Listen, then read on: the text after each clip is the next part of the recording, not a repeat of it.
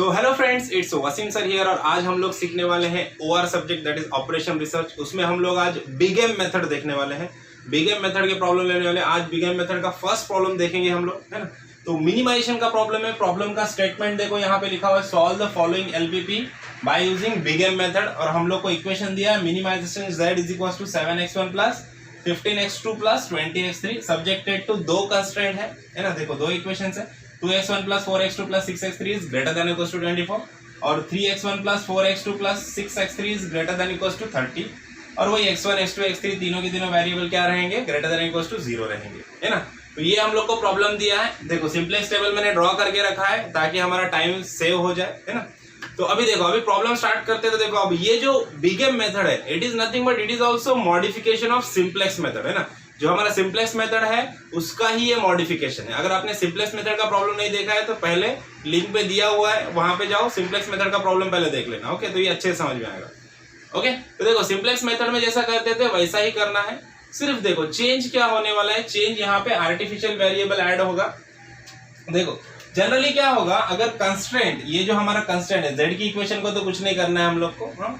देखो क्या करना है, अगर ये जो भी कंस्ट्रेंट है हमारे, ये जो कंस्ट्रेंट है, अगर ये कंस्ट्रेंट में अगर लेस देन इक्वल टू रहेगा, ऐसे है ना, ये यहाँ पे ग्रेटर देन इक्वल टू है ना, ये कंस्ट्रेंट में इसके जगह पे लेस देन इक्वल टू अगर रहेगा तो हम लोग को क्या करना है, हम लोग को सिंपल इक्वेशन में क्या करना है, सरप्लस वेरिएबल को ऐड करना है। मतलब s जो भी हमारा स्लैक वेरिएबल या सरप्लस वेरिएबल था, हम इसको स्लैक वेरिएबल को ऐड करना है। मतलब पहले एक इक्वेशन रहेगी तो उसमें s1 ऐड होगा, दूसरी इक्वेशन रहेगी तो s2 ऐड होगा, जैसा हम लोग सिंपलेक्स मेथड में करते थे, same as it is. Okay, और अगर ग्रेटर देन इक्वल टू रहेगा, अगर बिग एम मेथड का प्रॉब्लम है और कंस्ट्रेंट में क्या रहेगा, ग्रेटर देन इक्वल टू रहेगा, तो ग्रेटर देन इक्वल टू रहेगा तो आपको क्या करना है, ग्रेटर देन इक्वल टू रहेगा तो आपको जो स्लैक वेरिएबल है उसको सब्सट्रैक्ट करना है और आर्टिफिशियल वेरिएबल को ऐड करना है। ये a मतलब आर्टिफिशियल वेरिएबल रहता है ना।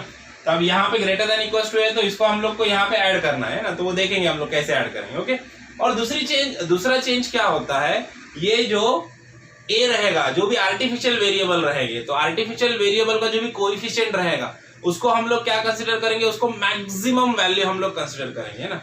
जो भी मैक्सिमम वैल्यू रहेगी वो हम लोग इसको कंसीडर करेंगे। तो मैक्सिमम वैल्यू के लिए हम लोग क्या कंसीडर करते हैं, कैपिटल M, है ना, capital M for maximum value, है ना। तो जो भी हमारा आर्टिफिशियल वेरिएबल रहेगा उसका जो कोएफिशिएंट रहेगा वो मैक्सिमम पॉजिटिव वैल्यू रहेगी, है ना। तो मैक्सिमम पॉजिटिव वैल्यू को हम लोग कैपिटल M से डिनोट करते हैं, है ना। तो देखो चलो अभी प्रॉब्लम की तरफ जाते हैं, हम लोग सॉल्यूशन की तरफ जाते हैं। सॉल्यूशन में क्या करना है हम लोग को, सॉल्यूशन में सब में पहले मिनिमाइजेशन z का ये इक्वेशन वापस से लिख देना है। आपको कैसे लिखना है, यहाँ पे लिख देना है मिनिमाइजेशन। अब ये सॉल्यूशन स्टार्ट हो गया हमारा ऐसे, minimization z is equal to, है ना, क्या आ जाएगा, 7x1 प्लस, हटा दो इसको, मिटा दो, 7x1 plus 15x2 plus 20x3, है ना। ये हमारा इक्वेशन था। ओके, अब इसमें कुछ चीजें ऐड होगी, है ना। क्या ऐड होगी अपने को पता है, क्या क्या ऐड होने वाला है। देखो अभी देखते हैं हम लोग, सब्जेक्टेड टू, अब कंस्ट्रेंट, ये दो कंस्ट्रेंट है, दोनों कंस्ट्रेंट में क्या ऐड होने वाला है, ये कैसा है, ग्रेटर देन इक्वल टू है।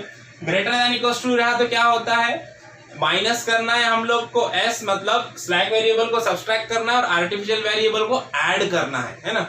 तो देखो अब यहाँ पे क्या कर देंगे हम लोग, इसको, ये इक्वेशन को एज इट इज आपको लिखना है ना। कैसे लिख देना है, ऐसे ही सेम लिख देना है, 2x1 plus 4x2 plus 6x3, है ना। अब यहाँ पे क्या करने का, माइनस, देखो माइनस s मतलब माइनस s1 प्लस a1, है ना। पहली इक्वेशन है इसके लिए माइनस s1 प्लस a1, है ना। अब इज इक्वल टू क्या हो जाएगा, क्या था, इज इक्वल टू क्या था हमारा, इज इक्वल टू था 24, है ना। तो यहाँ पे ग्रेटर देन इक्वल टू 24 था, तो इज इक्वल टू भी क्या आ जाएगा, यहाँ पे 24 आ जाएगा, है ना। तो ये बन गई हमारी इक्वेशन नंबर 1। अब सेम इसी तरह से इक्वेशन नंबर 2 को भी हम लोग को चेंज करना है, तो क्या हो जाएगा, 3x1, अभी मैं इसको ही वापस लिख रहा हूँ लेकिन आपको अलग से लिखना है, इसके नीचे वापस से आपको ये पूरा वापस से राइट करना है। Okay, 3x1 plus 4x2 plus 6x3, है ना। उसके बाद क्या करना है, देखो उसके बाद यहाँ पे क्या करना है, माइनस, अब ये सेकेंड इक्वेशन है तो माइनस s2 प्लस a2। ये क्यों किया, क्योंकि यहाँ पे भी ग्रेटर देन इक्वल टू है। देखो ग्रेटर देन इक्वल टू रहा तो minus slack variable add artificial variable. अगर लेस देन इक्वल टू रहता तो ये सब करते थे कि हम लोग नहीं, सिर्फ क्या लिखते थे यहाँ पे प्लस S2 लिखते थे, और ये फर्स्ट इक्वेशन में रहता तो प्लस S1 लिखते थे। A1 A2 आता था क्या? नहीं आता था। लेकिन ग्रेटर देन इक्वल टू है, इसलिए minus slack variable add subtract variable करना है अपने को। ओके, अब इज इक्वल टू क्या आ जाएगा? इज इक्वल टू 30 आ गया। ओके, अब यहाँ पे भी बाकी के वेरिएबल ऐड हो जाएंगे। कितने वेरिएबल आ गए देखो, क्या हो जाएगा? x1, x2, x3, s1, s2 and s1 s2 आ गया, कॉमा और क्या आ गया? a1 भी आ गया एंड a2, है ना। बोथ आर ग्रेटर देन और इक्वल टू 0। ये तो हम लोग लिखते हैं सारे के सारे variable greater than equal to 0 होने चाहिए, है ना। अब z की इक्वेशन में क्या क्या चेंज होगा देखो, z की इक्वेशन में क्या क्या चेंज होगा देखो, s1 s2 ऐड हो गए ना, तो यहाँ पे क्या लिख देंगे हम लोग? प्लस 0s1, है ना, नीचे लिखता हूँ प्लस 0s2, ये दोनों ऐड हो गए वेरिएबल। अब इसको, ये माइनस है, इसको 0, अगर कोएफिशिएंट 0 है तो यहाँ पे माइनस लिखोगे प्लस लिखोगे, कुछ फर्क पड़ता है क्या? नहीं, इसके लिए हम लोग प्लस लिखेंगे। ओके, अब देखो a1 a2, अब a1 a2 को कैसे लिखना है? a1 a2 को लिखना है देखो प्लस, अब इसका a1 a2 का कोएफिशिएंट क्या रहेगा? मैक्सिमम पॉजिटिव वैल्यू, जिसको हम लोग डिनोट करते हैं कैपिटल M से, तो इसका कोएफिशिएंट क्या आ जाएगा? m a1 plus m a2। Okay, ये हो गई हमारी कंप्लीट z की इक्वेशन, है ना, ऑब्जेक्टिव फंक्शन की इक्वेशन हमारी आ गई। ओके, अब देखो, अब यहाँ से इक्वेशंस अपने कंप्लीट हो गई। ये इक्वेशन नंबर 1 है, इक्वेशन नंबर 2 है। अब क्या करना है? फर्स्ट सिंपलेस्ट टेबल की तरफ जाना है ना। ये जो फर्स्ट सिंपलेस्ट टेबल है, इसको एज इट इज ड्रॉ कर दो जैसा हमारा सिंपलेस्ट मेथड का होता है। और फर्स्ट टेबल में क्या करना है अपने को? देखो CJ और BB, है ना। अभी CJ की जो रो है, CJ के रो में क्या आएंगे? जो हमारी Z की इक्वेशन है, Z के इक्वेशन के कोएफिशिएंट आएंगे। जैसे कि बेसिक वेरिएबल में सारे के सारे बेसिक वेरिएबल आ गए। अब देखो x1 का कोएफिशिएंट क्या है? 7 है, तो x1 के ऊपर 7 आ गया। x2 का कोएफिशिएंट 15 है, तो x2 के ऊपर 15 आ गया। x3 का कोएफिशिएंट 20 है, तो x3 के ऊपर 20 आ गया। उसी तरह से s1 s2 0 0, a1 a2 capital M। Okay, अब देखो, अब यहाँ पे बेसिक वेरिएबल के कॉलम में कौन से वैल्यू आएंगे? देखो, बेसिक वेरिएबल के कॉलम में कौन से वैल्यू आएंगे? यहाँ पे आएंगे आर्टिफिशियल वेरिएबल, स्लैक वेरिएबल नहीं आएंगे, आर्टिफिशियल वेरिएबल आएंगे। ओके, ये चेंज होता है यहाँ पे, याद रखना। देखो, आर्टिफिशियल वेरिएबल क्या क्या है? a1 a2, तो यहाँ पे आ जाएगा a1 और यहाँ पे आ जाएगा a2। अब a1 का कोएफिशिएंट क्या है? a1 का कोएफिशिएंट m है, a2 का कोएफिशिएंट भी m है ना। तो यहाँ पे लिख दो कैपिटल M और इधर भी लिख दो कैपिटल M, है ना। M मतलब क्या है? ये मैक्सिमम वैल्यू है ना, एक मैक्सिमम वैल्यू है। कितनी है अपने को पता नहीं, लेकिन अपने को पता है कि वो M है। ओके, अब A1 के रो के जो ये वैल्यू है कैसे कंप्लीट हो गया? इक्वेशन नंबर 1 को देखो, x1 का कोएफिशिएंट क्या है? 2 है, तो यहाँ पे x1 के नीचे 2 आ जाएगा। x2 का कोएफिशिएंट क्या है? 4 है, तो यहाँ पे x2 के नीचे 4 आ जाएगा। x3 का कोएफिशिएंट 6, तो यहाँ पे 6 आ गया। S1 देखो माइनस S1 है, माइनस S1 मतलब इसका कोएफिशिएंट क्या हो गया? -1, तो यहाँ पे S1 के जगह पे क्या आएगा? -1। अब देखो, फर्स्ट इक्वेशन में S2 है क्या? नहीं है, तो S2 के जगह पे क्या लिखेंगे? 0। उसके बाद देखो A1 का कोएफिशिएंट क्या है? +1, है ना, तो यहाँ पे क्या आ जाएगा? +1 आ जाएगा। A2 है क्या इक्वेशन में? नहीं है, तो A2 के जगह पे 0। देखो इज इक्वल टू क्या है? 24, तो सॉल्यूशन के कॉलम में आ जाएगा 24, है ना। अब इसी तरह से A2 का रो कंप्लीट करना है। A2 का रो कैसे कंप्लीट करेंगे? इक्वेशन नंबर 2, इक्वेशन नंबर 2 के कोएफिशिएंट देखो, सब में पहला क्या है? x1 का कोएफिशिएंट है 3, तो यहाँ पे आ जाएगा 3। देन देखो 4 6, है ना, तो यहाँ पे x2 का 4, इसका भी 6। ओके, अब देखो यहाँ पे क्या है? -S2 है, -S2 है, लेकिन S1 है क्या? नहीं है, तो S1 की जगह पे क्या आ जाएगा? 0। S2 की जगह पे क्या आएगा? -1। A2 के जगह पे 1 आएगा, लेकिन A1 है क्या? नहीं है, तो A1 के जगह पे 0 और A2 के जगह पे +1 इज इक्वल टू क्या है? 30, तो यहाँ पे सॉल्यूशन के कॉलम में आ जाएगा 30। ओके, इतना कंप्लीट हो गया। अब निकालना है ZJ। अब ZJ का कैलकुलेशन करने के लिए क्या करना है? देखो, वैसे तो ZJ का फॉर्मूला है, लेकिन फॉर्मूला नहीं यूज करना है, सिंपल से कैलकुलेशन है। मैं तो बता दूं आपको क्या करना है ना। पहले इसको हम लोग क्या करेंगे? यहाँ से सब्सट्रैक्ट कर देंगे। अभी फर्स्ट टेबल की, चलो अब ZJ कैलकुलेशन करते हैं। तो ZJ कैलकुलेशन में क्या करेंगे हम लोग? ZJ कैलकुलेशन एकदम सिंपल है, कुछ नहीं करना है। हम लोग क्या करना है? जो भी है बेसिक वेरिएबल का कॉलम है, इसके जो भी कोएफिशिएंट है m है, दोनों भी कोएफिशिएंट, इसको क्या करना है? m से मल्टीप्लाई इसको करना है, प्लस इससे इसको मल्टीप्लाई करना है, दोनों का एडिशन करना है, सिंपल। देखो, तो सब में पहले x1 वैल्यू के लिए, ये वैल्यू के लिए कैलकुलेट करते हैं हम लोग। देखो x1 के लिए कैलकुलेट करेंगे, कैसा हो जाएगा? m into 2 plus m into 3, तो क्या हो जाएगा? 2 + 3 क्या हो गया? 5, तो आंसर आ गया 5m, है ना। उसी तरह से x2 के लिए कैलकुलेट करते हैं। देखो यहाँ पे क्या हो जाएगा, m into 4 plus m into 9 है ना, क्या हो जाएगा m into 4 plus m into 9। तो देखो 4 प्लस 9 क्या हो गया 13m है ना। उसी तरह से x3 के लिए कैलकुलेट करेंगे हम लोग। देखो क्या हो जाएगा x3 के लिए, देखो m into 6 plus m into 6, तो क्या आ जाएगा 6 प्लस 6 12, तो m into 6 plus m into 6 तो आ गया 12m। उसी तरह से देखो m इंटू -1 m इंटू 0, देखो s1 के लिए क्या आ जाएगा m into -1 plus m into 0, तो आंसर क्या आ जाएगा -m। इसी तरह s2 के लिए कैलकुलेट करेंगे m into 0 m into -1, again answer -m आएगा, m into 0 plus m into -1, तो आंसर आ जाएगा -m।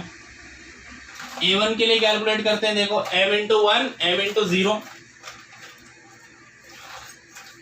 m into 1 plus m into 0, तो आंसर आ जाएगा 1। अगेन a2 के लिए देखो m into 0 plus m into 1, 0 plus m into 1, again answer आ जाएगा 1। अभी देखो सॉल्यूशन 24 और 30, तो m into 24 m into 30, m into 24 plus m into 30, तो क्या आ जाएगा 54m है ना। तो ये सारे वैल्यू यहाँ पे पुट कर दो, तो क्या आ जाएगा 5m 13m 12m -m plus m और यहाँ पे आ गया 54m। ओके, अब ये हो गया। अब क्या करना है, अब cj माइनस zj के वैल्यू निकालना है। तो सिंपल cj के वैल्यू ये सारे cj के वैल्यू और ये zj के वैल्यू, इसमें से इसको माइनस करना है। तो सब में पहला वैल्यू क्या आ जाएगा, सब में पहला वैल्यू फर्स्ट आ जाएगा हमारा 7 माइनस 5m, तो यहाँ पे लिख देंगे 7 माइनस 5m है ना। उसी तरह से ये देखो 15 माइनस 13m, तो यहाँ पे आ जाएगा 15 माइनस 13m है ना। उसके बाद ये देखो 12 है, तो 20 माइनस 12m, तो यहाँ पे आ जाएगा 20 माइनस 12m। उसके बाद देखो 0 माइनस -m, तो क्या आएगा plus m। Again 0 minus -m, तो आ जाएगा प्लस m।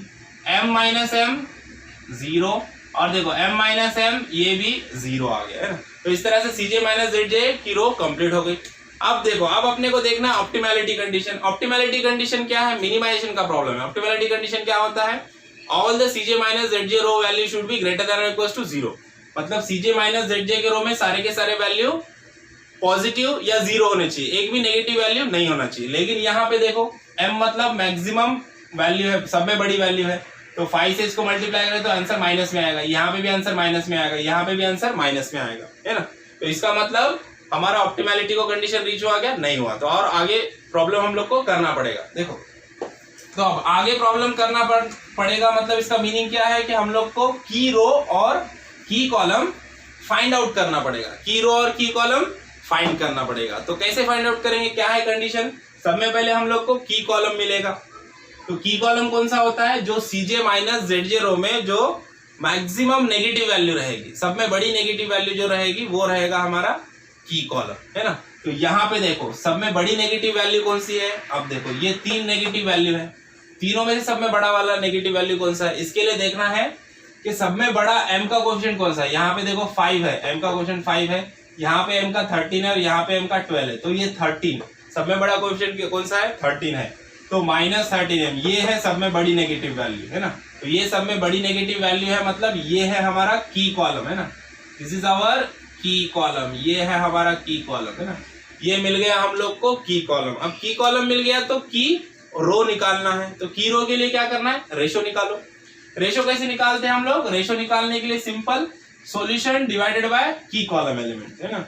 अब देखो सॉल्यूशन है 24 और की कॉलम कितना है 4 है, तो देखो 24 डिवाइडेड बाय 4, तो आंसर कितना आ जाएगा 6, आंसर आ गया +6। उसी तरह से यहाँ पे देखो आंसर है 30, सॉल्यूशन है 30 और की कॉलम का वैल्यू है 9, मतलब 30 डिवाइडेड बाय 9, तो दोनों भी 9 के मल्टीपल्स है, 3 के मल्टीपल्स है ना, 3 10 30 है ना। और 3 3 जा 9, तो 10/3 आ गया आंसर, है ना। देखो सो रेशो के वैल्यू आ गए। अब देखो मिनिमाइजेशन का प्रॉब्लम है, तो की रो के लिए क्या कंडीशन है कि रेशो में जो मिनिमम पॉजिटिव वैल्यू रहेगा, है ना। अब मिनिमम पॉजिटिव वैल्यू कौन सा रहेगा, देखो 6 तो बड़ा है ना। 6 देखो 6 क्या है, बड़ा है, और ये 10/3 क्या है, 3.33 आंसर आएगा, है ना। तो मैक्सिमम पॉजिटिव वैल्यू कौन सा है, मैक्सिमम पॉजिटिव वैल्यू है 6, है ना। तो मैक्सिमम पॉजिटिव वैल्यू कौन सा है, 6 है। तो 6 क्या रहेगा हमारा, की कॉलम रहेगा, है ना। तो चलो 6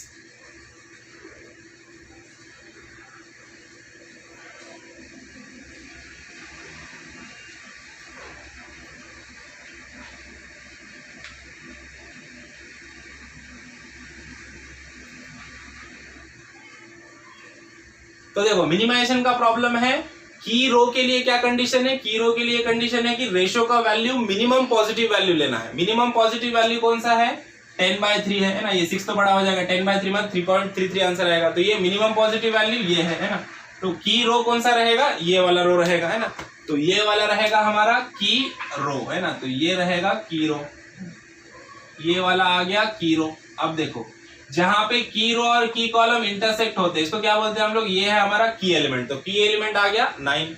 इसी के साथ साथ हम लोग को और एक चीज मिल गई, क्या मिल गई, लीविंग वेरिएबल और इंटरिंग वेरिएबल।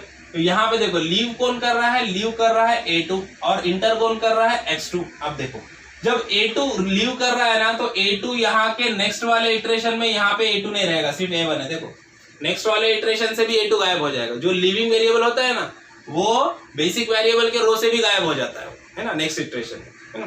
तो देखो अब क्या करना है, यहाँ से A2 हमारा लीव कर जाएगा, A2 की जगह पे X2 आ जाएगा, है ना। तो अब देखो A2 की जगह पे क्या आ गया, X2 आ गया। तो यहाँ पे देखो A2 की जगह पे यहाँ पे क्या रहेगा, X2 रहेगा। इंटरिंग वेरिएबल, नया वेरिएबल इंटर हो गया, है ना। अब इसका कोएफिशिएंट m था, X2 का कोएफिशिएंट कितना है, 15 है। तो यहाँ पे क्या आ जाएगा, यहाँ पे आ गया 50, नया वाला वैल्यू आ गया। समझ में आया। और ये जो वैल्यू है ये A1, ये A1 एज इट इज रहेगा। यहाँ पे A1 चेंज होगा क्या, नहीं होगा, A1 चेंज नहीं होगा। देखो A1 एज इट इज रहेगा, और इसका कोएफिशिएंट कैपिटल M, ये भी एज इट इज रहेगा। अब क्या करना है, अब हम लोग को सारा का सारा टेबल ये फिलअप करना है। सब में पहला वैल्यू कौन सा फिलअप होगा, न्यू रो का वैल्यू। इसको क्या बोलते हैं, ये है हमारा न्यू रो, है ना। ये क्या है हमारा न्यू रो, है ना, याद रखना पक्का इसको, है ना। न्यू रो, है ना, ये है हमारा न्यू रो, है ना। अब ये न्यू रो सब में पहले फिलअप होगा। न्यू रो के लिए क्या है फॉर्मूला, है ना, जैसे आपको स्क्रीन पे दिख रहा है। न्यू रो के लिए फॉर्मूला क्या है, ओल्ड वैल्यू डिवाइडेड बाय की एलिमेंट, है ना। जो भी की एलिमेंट है उससे ओल्ड वैल्यू को क्या करना है, डिवाइड करना है ना। तो चलो न्यू रो कैलकुलेशन करते हैं हम लोग। यहाँ पे न्यू रो कैलकुलेशन, तो क्या है फॉर्मूला, जो भी ओल्ड वैल्यूज है उनको की एलिमेंट से डिवाइड करना है। की एलिमेंट है 9, तो देखो पहला वैल्यू क्या है, 3 है ना। तो x1 के लिए कैलकुलेट करेंगे 3 डिवाइडेड बाय 9, तो क्या आ जाएगा 1/3। तो यहाँ पे पहला आंसर मिल गया हम लोग को 1/3, है ना। अब देखो अब सेकंड वाला वैल्यू देखते हैं। सेकंड वाला वैल्यू क्या है, 9 है। तो 9/9 का आंसर 1 ही आएगा, है ना। तो 9/9 है, तो यहाँ पे आ गया 1। अब देखो अब नेक्स्ट वैल्यू है 6, तो 6/9, 6/9 तो देखो 2/3 हो जाएगा। तो यहाँ पे वैल्यू आ गया 2/3। अब देखो नेक्स्ट वैल्यू है 0, तो 0/9 क्या आएगा, ये तो 0 ही आएगा, है ना। इसको तो देखने की जरूरत नहीं। उसके बाद देखो -1/9, -1/9 आएगा अगेन। उसके बाद देखो नेक्स्ट वैल्यू 0/9, ये भी अगेन 0 आ जाएगा, है ना। A2 का तो कैलकुलेशन करना ही नहीं, वो तो लीव हो गया वो तो लीव कर गया, तो उसका कैलकुलेशन करना ही नहीं। फिर सॉल्यूशन कितना है, 30, तो 30 डिवाइडेड बाय 9। देखो सॉल्यूशन का करते हैं हम लोग अभी कैलकुलेशन। 30 डिवाइडेड बाय 9, अगेन 3 का मल्टीपल है ना। तो 3 10 जा 30 और 3 3 जा 9, तो 10/3 आ गया। तो सॉल्यूशन में आ गया वैल्यू 10/3। ओके, अभी जो ग्रीन कलर से दिख रहा है ये आपका न्यू रो है। अब न्यू रो का काम आएगा यहाँ की, ये वैल्यूज कंप्लीट करने में न्यू रो का पूरा हाथ होता है मतलब उसका यूज होगा। ओके, तो चलो अब नेक्स्ट करते हैं हम लोग A1 रो का कैलकुलेशन करते हैं। A1 रो की कैलकुलेशन के लिए क्या है फॉर्मूला, जैसे आपको स्क्रीन पे दिख रहा है। A1 रो का फॉर्मूला है ओल्ड वैल्यू माइनस, है ना, ओल्ड वैल्यू माइनस करस्पॉन्डिंग की column value into new row value, है ना। तो देखो अब कैलकुलेशन करेंगे हम लोग A1 रो कैलकुलेशन। सब में पहले यहाँ पे लिख दीजिए ऐसा, A1 रो कैलकुलेशन। इसमें पहला वाला x1 का कैलकुलेशन करेंगे, यहाँ वाले वैल्यू का। यहाँ का ओल्ड वैल्यू देखो क्या है, 2 है ना।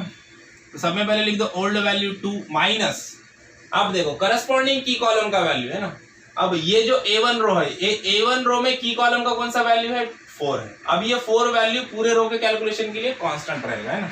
मतलब 2 माइनस करस्पॉन्डिंग की कॉलम का वैल्यू 4 इनटू, अब ये सेम रो में न्यू रो में कितना वैल्यू है, 1/3 है, तो कर दो 1/3। ओके, तो देखो आंसर क्या हो जाएगा, 2 माइनस ये सीधा सीधा क्या होगा 4/3।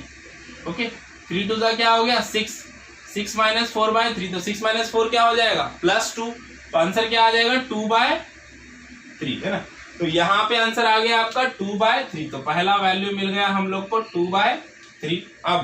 अब सेकंड के लिए कैलकुलेट करेंगे x2 के लिए। देखो x2 का ओल्ड वैल्यू क्या है, यहाँ पे 4 है ना। तो अब ये तो 0 हो जाएगा, है ना। 4 माइनस करस्पॉन्डिंग की कॉलम का वैल्यू 4 है इनटू न्यू रो में वैल्यू क्या है 1 है, तो इनटू 1 है ना।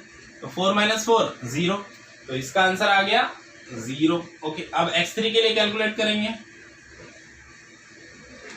देखो x3 का ओल्ड वैल्यू है 6, तो देखो 6 माइनस करस्पॉन्डिंग की कॉलम का वैल्यू 4 इनटू न्यू रो का वैल्यू कितना है 2/3। देखो 2 4 का कितना हो गया 8, तो क्या हो जाएगा 6 माइनस 8/3, है ना। तो 3 6 18, तो 18 माइनस 8 डिवाइडेड बाय 3, तो 18 माइनस 8 क्या हो गया 10/3, तो आंसर क्या आ गया 10/3 आ गया। तो यहाँ पे आ गया हमारा 10/3। अब S1 रो के लिए कैलकुलेट करेंगे। देखो S1 रो के लिए कैलकुलेट करेंगे, ओल्ड वैल्यू क्या है S1 के लिए -1, है ना। तो -1 माइनस 4 इंटू न्यू रो का वैल्यू 0, तो ये 0 तो ये पूरा कट गया, बचा क्या -1, तो आंसर आ गया -1, तो यहाँ पे आ गया -1। अब S2 के लिए कैलकुलेट करते हैं। देखो S2 के लिए ओल्ड वैल्यू क्या है, S2 के लिए ओल्ड वैल्यू है 0, तो 0 माइनस 4 करस्पॉन्डिंग की कॉलम का वैल्यू। S2 का न्यू रो का वैल्यू क्या है -1/9। अब देखो ये माइनस प्लस हो गया, तो आंसर में क्या बचा 4/9, प्लस में आ गया, है ना। तो यहाँ पे आंसर आ गया +4/9। अब A1 का कैलकुलेट करते हैं, लास्ट वाला। देखो A1 का कैलकुलेशन करेंगे। A1 के लिए देखो A1 का ओल्ड वैल्यू क्या है 1 है, तो 1 माइनस करस्पॉन्डिंग की कॉलम का वैल्यू 4 इंटू न्यू रो का वैल्यू। A1 में न्यू रो का वैल्यू क्या है 0, तो बचा क्या आंसर आया 1, है ना। तो यहाँ पे आ गया 1। अब सॉल्यूशन, चलो सॉल्यूशन का कैलकुलेशन कर लेते हैं। सॉल्यूशन में ओल्ड वैल्यू कितना है, सॉल्यूशन में ओल्ड वैल्यू है 24, तो देखो 24 माइनस करस्पॉन्डिंग की कॉलम का वैल्यू 4 ही रहेगा इनटू, अब सॉल्यूशन में न्यू रो में क्या वैल्यू आया 10/3, तो देखो अभी क्या करेंगे 24 माइनस ये 4 इंटू 10 कितना होगा 40/3, है ना। ओके, अब देखो अब 3 इंटू 24 करो, 24 इंटू 3 क्या हो गया 72 माइनस 40 डिवाइड बाय 3। अब देखो 72 माइनस 40 क्या हो जाएगा 32/3, है ना। तो 32/3 ये आ गया इसका आंसर। कितना आ गया 32/3, तो यहाँ पे आ जाएगा 32/3। ओके, चलो ये दोनों वैल्यूज कंप्लीट हो गए। अब क्या करना है, अब ZJ रो का कैलकुलेशन करना है। चलो ZJ रो के लिए कैलकुलेशन करते हैं, सेम करना है, कुछ भी चेंज नहीं जैसा पहले किया था। देखो अब यहाँ पे फटाफट करते हैं हम लोग। देखो m इंटू 2/3 क्या हो गया 2m इंटू 2/3 प्लस यहाँ पे क्या आएगा 15 इंटू 1/3। यहाँ पे पहले लिख देते हैं ZJ रो कैलकुलेशंस। तो सब में पहले x1 के लिए कर रहे हैं हम लोग, तो क्या आ जाएगा m इंटू 2/3 प्लस 15 इंटू 1/3। तो देखो 15/3 क्या होगा 3 5 15, है ना। तो क्या हो जाएगा ये 2/3m प्लस 5, है ना। तो आंसर क्या आ गया 2/3m प्लस 5, तो यहाँ पे आ गया 2/3m प्लस 5, है ना। ये पहला वाला वैल्यू आ गया। अब दूसरा वाला देखो m इंटू 0 0 हो गया, 15 इंटू 1 क्या आ गया 15 आ गया, तो यहाँ पे ये 15 आ जाएगा एज इट इज, इसमें कोई टेंशन की बात नहीं है। उसके बाद थर्ड वैल्यू देखो m इंटू 10/3, x3 के लिए कैलकुलेट करेंगे m इंटू 10/3 प्लस 15 इंटू 2/3 तो 2/3 देखो 3 5 जा 15 और 5 2 जा क्या हो गया 10 हो गया। तो बचा क्या वैल्यू क्या बचा 10/3 m प्लस 10 है ना। तो आंसर क्या आ जाएगा 10/3 m sorry 2/3 10 divided by 3 m plus कितना आ गया 10 है ना। ये वाला वैल्यू आ गया। अब देखो m into -1 minus M 15 into 0 0 हो गया। तो आंसर क्या आएगा -m आएगा यहाँ पे ना। तो यहाँ पे आ गया -m।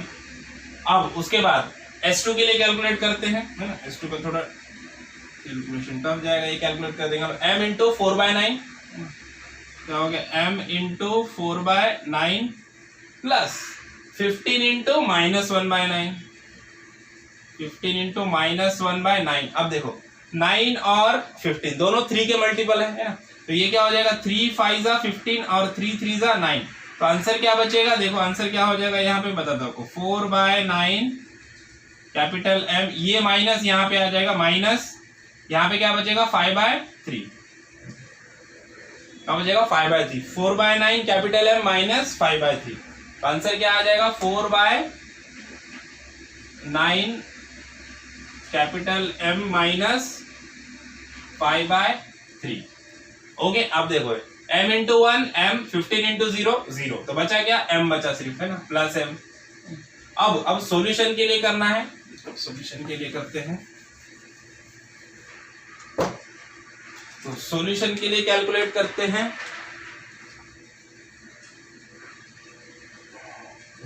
Solution m into 32/3 m into 32/3 plus 15 into 10/3। देखो अगेन 3 5 जा 15 तो 5 प्लस 10 कितना हो गया 50। तो आंसर क्या आएगा 32/3 कैपिटल M प्लस 50 है ना। तो ये वाला आंसर आ जाएगा यहाँ पे सॉल्यूशन कॉलम में क्या आ जाएगा 32/3 M प्लस 50। ओके तो इस तरह से हमारा Z0 भी कंप्लीट हो गया है ना। अब CJ माइनस Z0 की वैल्यू निकालना है। देखो CJ माइनस Z0 की वैल्यू कैसे निकालेंगे है ना। इसको मैं कैलकुलेट करके बताता हूँ क्योंकि स्टूडेंट्स बहुत कंफ्यूज हो जाते हैं इसमें माइनस करने में बहुत दिक्कत में आ जाते हैं स्टूडेंट को समझ में नहीं आता है कैसे करेंगे सब्सट्रैक्शन है ना। तो देखो मैं सिंपल से बताता हूँ आपको क्या करना है। CJ माइनस Z0 मतलब CJ के 7 में से इसको माइनस करो 15 में से इसको माइनस करो यही करना है। ओके अभी सब में पहले देखेंगे 7 माइनस यहाँ पे लिख देता हूँ पहले CJ माइनस ZJ का कैलकुलेशन हो रहा है हमारा। सब में पहले x1 के लिए करेंगे हम लोग। देखो 7 माइनस 2/3 M प्लस 5। अब इसको ब्रैकेट में रखो क्योंकि 7 से दोनों को माइनस में जाने वाले हम लोग है ना। तो सब में पहले क्या होगा ये माइनस साइन से अंदर मल्टीप्लाई करना है तुमको है ना। इसको ब्रैकेट को ओपन करो तो क्या होगा 7 माइनस 2/3 M ये माइनस से प्लस को मल्टीप्लाई माइनस हो गया -5 होगा। ओके अब देखो इसका कोएफिशिएंट m है तो इससे तो सब्सट्रैक्शन नहीं होगा। तो 7 का -5 से सब्सट्रैक्शन करो 7 माइनस 5 कितना बचा +2 है ना। तो क्या हो जाएगा 2 माइनस 7 माइनस 5 क्या बचा +2। ओके तो 2 माइनस 2/3 M लिख सकते हो या फिर -2/3 M प्लस 2 ऐसे भी लिख सकते हो ना। तो ये आ गया इसका आंसर। तो ये यहाँ पे हम लोग को लिख देना है। क्या लिखना है 2 माइनस 2/3 M। ओके अब देखो ये 15 में से 15 गया है तो 0 बचा है तो पता है हम लोग का ना। अब देखो अब x3 के लिए कैलकुलेट करते हैं। x3 के लिए क्या आ रहा है देखो ये x3 के लिए करेंगे कैलकुलेशन। x3 में क्या है 20 माइनस ब्रैकेट में आ जाएगा 10/3M प्लस 10। सब में पहले माइनस से मल्टीप्लाई करो अंदर तो क्या हो जाएगा -10/3M ये माइनस माइनस ये माइनस हो जाएगा -10। देखो 20 में से -10 करो कितना बचा +10। तो क्या बचेगा 10 माइनस 10/3M है ना सिंपल। तो क्या हो जाएगा 10 minus 10/3M। Okay minus plus में घबराना नहीं है एकदम आराम से करना शांति से करना तो आंसर रॉन्ग नहीं होगा। ठीक है चलो अब नेक्स्ट पे जाते हैं। x3 का हो गया अब ये वाला ये देखो 0 माइनस माइनस m क्या आएगा +m है ना। माइनस माइनस क्या होता है प्लस होता है तो ये +m हो जाएगा 0 माइनस माइनस। अब देखो 0 माइनस ये वाला वैल्यू देखो, यहाँ पे क्या होगा, यहाँ पे सिर्फ साइन चेंज होगा। कौन किसके लिए कर रहे हैं हम लोग, S2 के लिए। देखो S2 का कैलकुलेशन देखो, 0 माइनस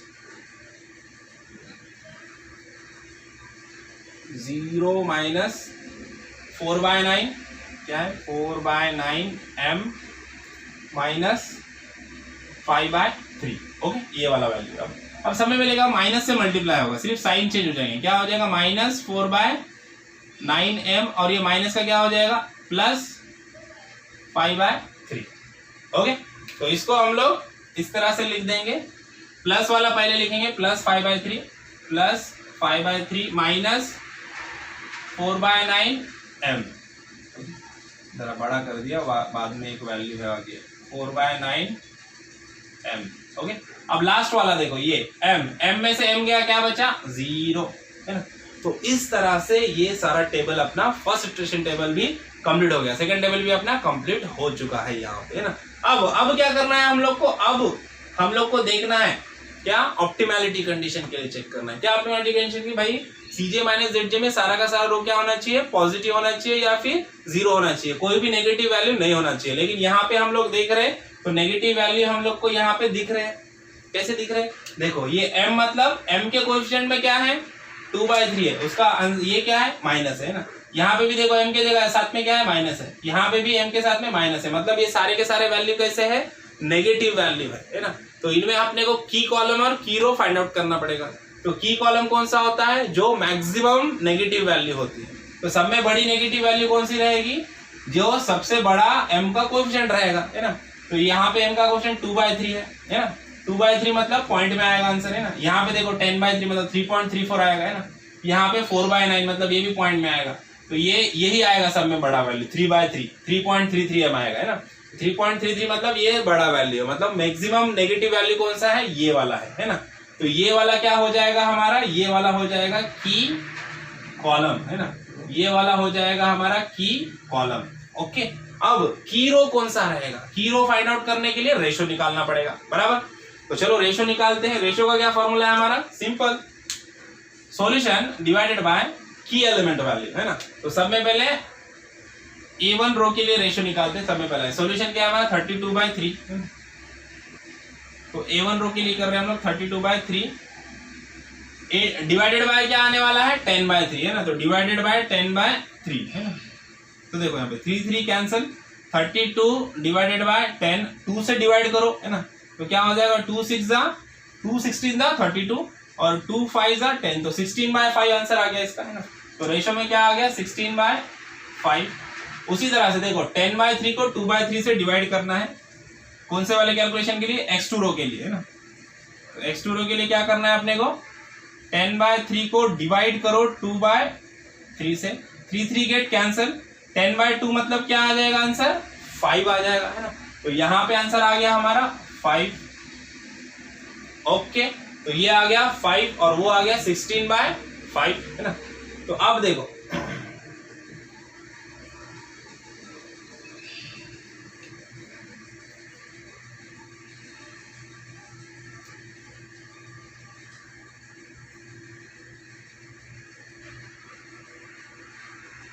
तो आंसर आ गया 5।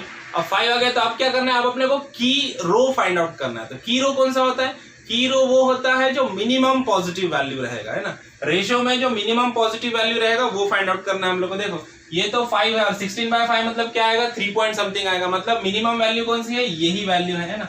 तो ये क्या है हमारा, ये की रो है ना। अभी की रो को हम लोग क्या करेंगे, हाईलाइट कर देंगे यहाँ पे, ये रहेगा हमारा की रो, है ना। ये है की रो और ये वाला की कॉलम ऑलरेडी मिल गया हम लोग को, है ना। देखो की रो और की कॉलम ये दोनों का जहां पे इंटरसेक्शन होगा, ये वाला वैल्यू कौन सा रहेगा, ये रहेगा की एलिमेंट, है ना। तो की एलिमेंट मिल गया हम लोग को 10/3, है ना। अब उसके साथ साथ हम लोग को हर एक चीज मिली है, क्या मिली है, इंटरिंग वेरिएबल और लीविंग वेरिएबल मिला है। तो देखो इंटरिंग वेरिएबल कौन सा है, x3 is a entering variable and a1 is a leaving variable. तो a1 अब ये इसमें से भी लीव हो जाएगा, a1 यहाँ पे भी नहीं रहेगा और इंटरिंग वेरिएबल कौन सा हो रहा है, x3 आ जाएगा इसके जगह पे, है ना। और x3 का क्वेश्चन 20 यहाँ पे आ जाएगा, है ना। तो m अभी m से हम लोग फ्री हो जाएगा। चलो अब क्या कर रहे हैं, नेक्स्ट इटरेशन टेबल हम लोग को ड्रॉ। तो देखो अभी नेक्स्ट इटरेशन टेबल में क्या करेंगे, नेक्स्ट इटरेशन टेबल में सब में पहले हम लोग सीजे के वैल्यू यहाँ पे फिलअप कर देंगे, है ना।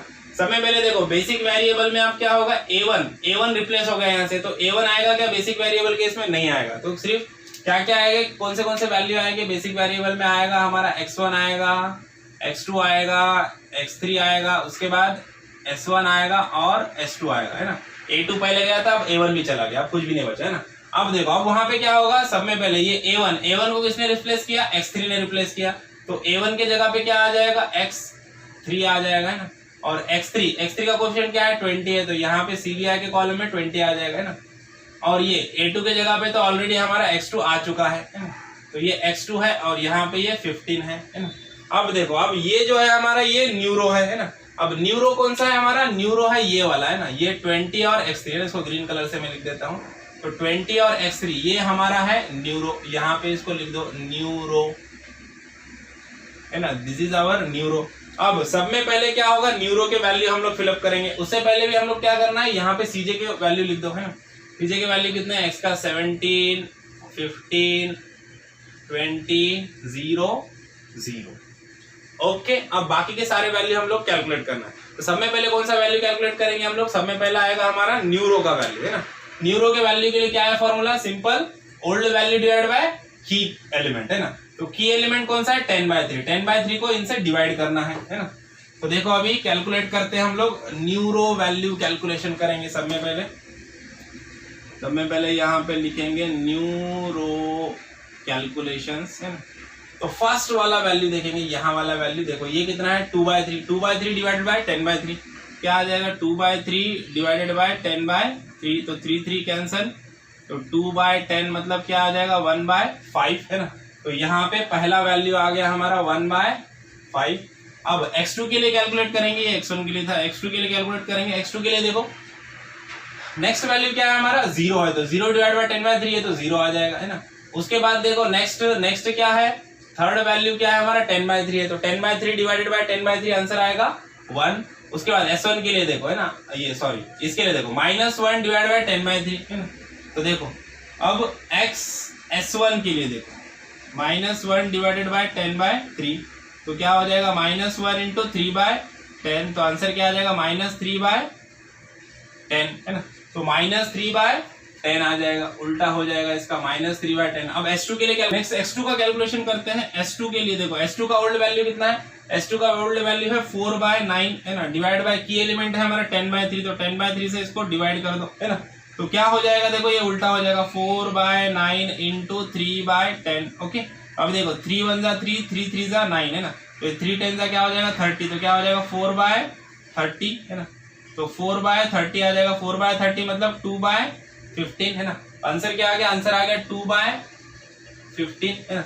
अब नेक्स्ट करते हैं सॉल्यूशन के लिए। देखो सॉल्यूशन के लिए कैलकुलेट करेंगे, सॉल्यूशन हमारा ओल्ड वैल्यू कितना है, ओल्ड वैल्यू सॉल्यूशन का है 32/3, है ना, डिवाइडेड बाय 10/3, 3 कैंसल। ओके, तो आंसर क्या बचा, 32 डिवाइडेड बाय 10, 2 से डिवाइड करो, है ना, तो 260, यहाँ पे 16 आ जाएगा, नीचे क्या आ जाएगा 5 आ जाएगा, तो 16/5 ये आ गया हमारा आंसर सॉल्यूशन का।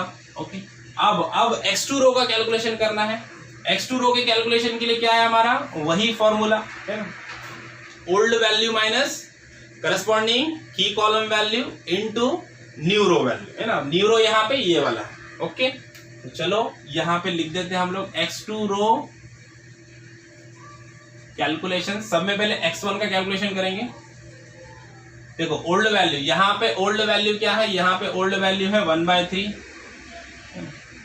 अब माइनस करस्पॉन्डिंग की कॉलम का वैल्यू, इसमें करस्पॉन्डिंग की कॉलम का वैल्यू क्या है 2/3, तो यहाँ पे 2/3 आ गया, इनटू यहाँ पे न्यूरो का वैल्यू कितना है 1/5, तो अब इसको कैलकुलेट कर दो तो क्या आ जाएगा 1/3 माइनस, ये देखो 5 3 जा 15 हो गया ना, तो क्या आ जाएगा 2/15, है ना।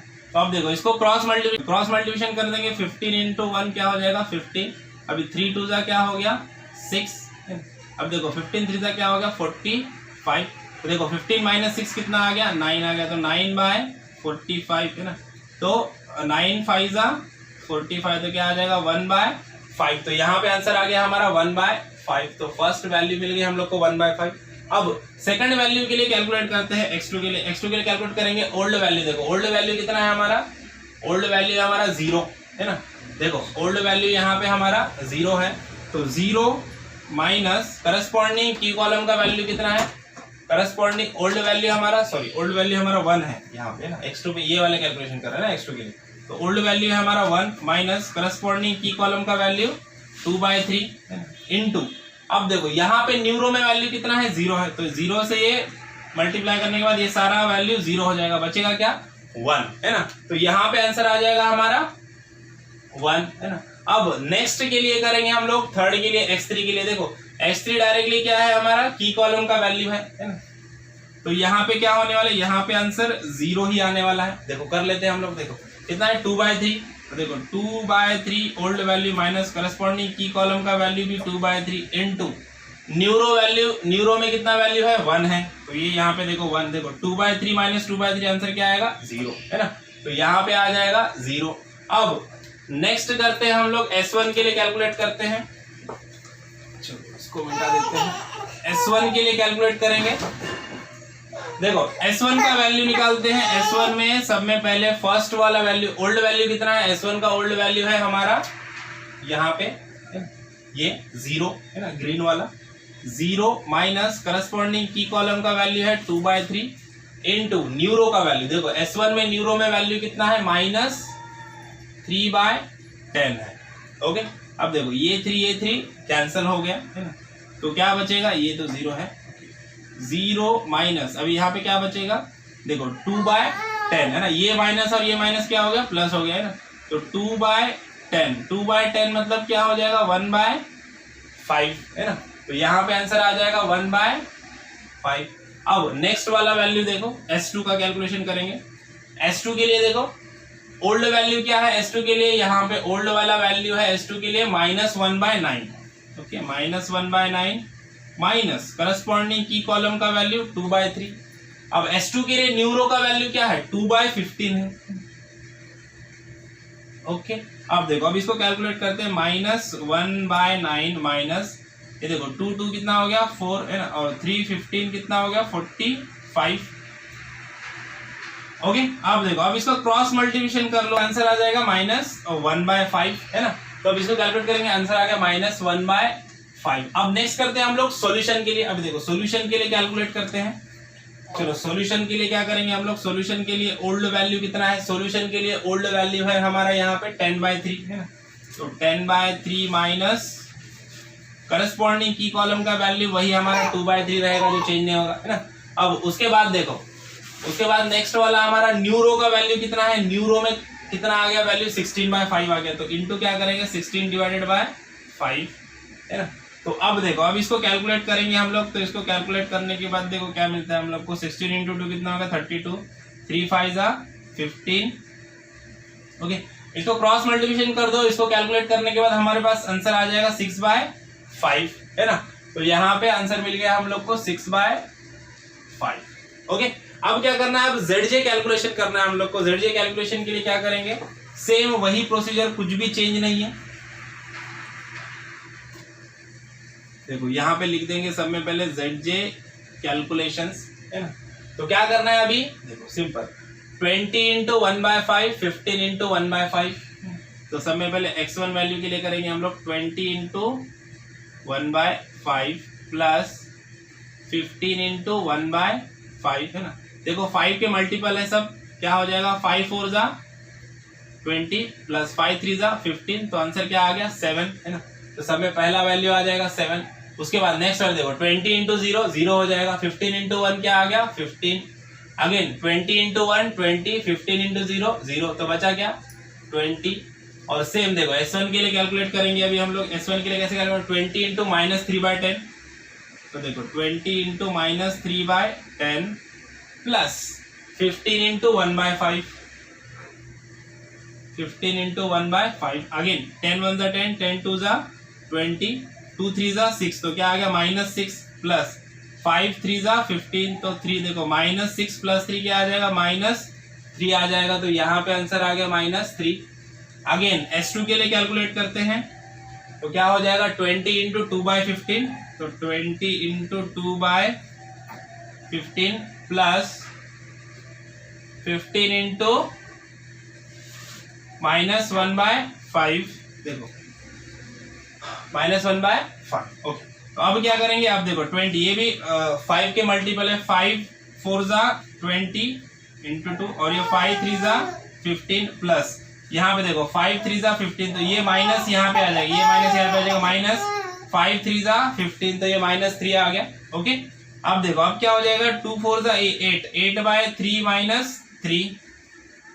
ओके, क्रॉस मल्टीप्लिकेशन कर दो तो क्या हो जाएगा, 8 - 9 डिवाइडेड बाय 3, तो 8 - 9 क्या हो जाएगा, -1/3। तो यहाँ पे आंसर क्या आ जाएगा, यहाँ पे आंसर आ गया -1/3। अब सॉल्यूशन के लिए कैलकुलेट करते हैं। देखो सॉल्यूशन के लिए कैलकुलेट करेंगे, कैलकुलेशन बहुत आराम से करना है, धीरे से, कैलकुलेशन में गलती नहीं होने देना है। ओके, अब सॉल्यूशन के लिए करना है कैलकुलेट हम लोग को। समय पहले 20 into 16/5, 20 into 16 divided by 5 plus 15 into 6/5। Okay, तो अब देखो ये 5 4 जा 20, तो ये 4 इंटू 16 प्लस 5 3 जा 15, तो ये 3 इंटू 6, ये आ गया 64, और ये हो गया 18, तो आंसर आ गया 82, है ना। तो यहाँ पे हमारा वैल्यू मिल गया हम लोग को 82। ओके, अब Cj माइनस Zj रो के वैल्यू निकालना है, तो देखो Cj माइनस Zj रो को कैलकुलेट करेंगे हम लोग। Cj में देखो 7 - 7 0, 15 - 15 0, 20 - 20 0, 0 - -3 प्लस 3, 0 - -1/3 प्लस 1/3। तो देखो सारे के सारे, देखो ऑप्टिमल कंडीशन को हम लोगों ने रीच किया है। ओके, सारे के सारे Cj माइनस Zj रो के वैल्यू पॉजिटिव है या फिर 0 है ना, कोई भी नेगेटिव वैल्यू है यहाँ पे नहीं है, मतलब यहाँ पे हमारा प्रॉब्लम खत्म हो गया और इटरेशन करने की अभी जरूरत नहीं है ना। तो अब इसको हम लोग को प्रॉपरली चेक करना है कि आंसर हमारा बरोबर है या नहीं है ना। तो इसको कैसे करेंगे, देखो, तो इसके लिए क्या करना है हम लोग को, इसके लिए कुछ नहीं करना, यहाँ पे सॉल्यूशंस जो हम लोग को मिल गए है ना, वो सॉल्यूशंस को समय पहले यहाँ पे लिख दो। जैसे कि यहाँ पे क्या है, x3 के सॉल्यूशन में कितना है, 16/5, मतलब x3 का वैल्यू मिल गया हम लोग को 16/5, और x2 का वैल्यू कितना मिल गया, 6/5, तो x2 का वैल्यू मिल गया हम लोग को 6/5, है ना। अब यहाँ पे x1 आया है क्या, नहीं आया, तो मतलब x1 क्या हो गया, x1 है 0, है ना। और साथ ही साथ हम लोग को z का वैल्यू मिल गया, मिनिमाइजेशन z का ऑप्टिमाइजेशन कितना आ गया, 82, है ना। तो अब क्या करना है, अब जो हमारी z की इक्वेशन थी, तो फर्स्ट प्रॉब्लम में जो दिया था, क्या दिया था z का इक्वेशन हम लोग को, minimization z is equal to क्या बोला था, 7x1 plus 15x2 plus 20x3। Okay, अब यहाँ पे सारे के सारे वैल्यू पुट करना है हम लोग को, और z की वैल्यू कितनी आनी चाहिए, 82 आनी चाहिए। 82 आ गई तो अपना प्रॉब्लम बराबर। ओके, अब देखो अब क्या करना है हम लोग को, यहाँ पे वैल्यू पुट करते 7 इंटू x1 तो 0 है, प्लस 15 इंटू 16/5 प्लस 20 इंटू 6/5, है ना। तो इसको कैलकुलेट करते हैं हम लोग, तो आंसर आ गया हमारा 82, मतलब हमारा प्रॉब्लम एग्जैक्ट है, बराबर है ना। समझ में आया, तो देखो प्रॉब्लम समझ में आया तो वीडियो को लाइक कीजिए, ज्यादा से ज्यादा अपने दोस्तों के साथ शेयर कीजिए, ताकि उन लोग को भी ये वीडियो देख के वो लोग को भी ज्यादा से ज्यादा प्रॉब्लम समझ में आए, है ना। ज्यादा से ज्यादा शेयर कीजिए और चैनल को सब्सक्राइब करना ना भूलिए। ओके, तो मिलते हैं नेक्स्ट वीडियो में, तब तक के लिए थैंक यू, बाय बाय।